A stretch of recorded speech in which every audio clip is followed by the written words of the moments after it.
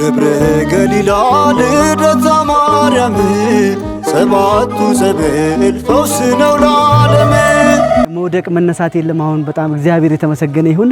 በየቤቱ የታመማችሁ የተጎዳችሁ በእውነት የተቸገራችሁ ወደዚህ ወደ ደብረ ገሊላ ልደታ ማርያም መታችሁ ፈውሳችሁ ማግኘት ትችላላችሁ። እጅግ ከበፊቱ በዛ በጾም ወራት አብሶ በጣም የወደቃችሁ በዚህ መንገድ የተጨነቃችሁ አብሶ እናቶች በጣም በእውነት ፈውስ ፈልጋችሁ መንገድ እጅግ አስቸጋሪ በነበረበት ሰዓት አሁን እንደ በፊቱ አይደለም። እግዚአብሔር ይመስገን ተሰርቶ በእንደዚህ ሁኔታ እንግዲህ ብዙ ሰው መኪናም ከዚህ እስከ ድልድሉ ድረስ እየሄደ ስለሆነ አንዳንድ አካላት ክረምት ውስጥ ጸበል ይቋረጣል መንገዱ አያስኬድም የሚሉ ሰዎች ስላሉ መንገዱ ክፍት መሆኑን ድልድዩም እንደተሰራ እንዲሁም መንገዱም እንደተሰራ እነማይ እንግዲህ ቆንጆ አይደለም መንገዱ በተወሰነ መልኩ መሄድ ይቻላል ማለት ነው።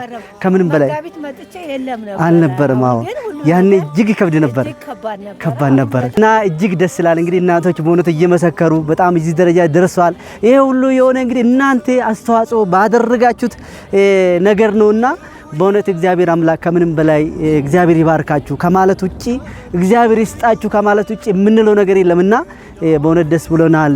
ሁላችሁም በየቤቱ በእውነት የተቸገራችሁ የተጨነቃችሁ ሰው ለምን እንደው በተለያየ በካንሰር ለምን ይሞታል? ሰው በተለያየ በሽታ ለምን ይሞታል?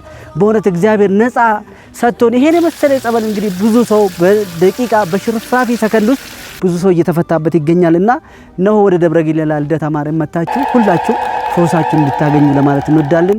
እግዚአብሔር አምላክ ሀገራችን ኢትዮጵያ ሰላም ያድርግልን።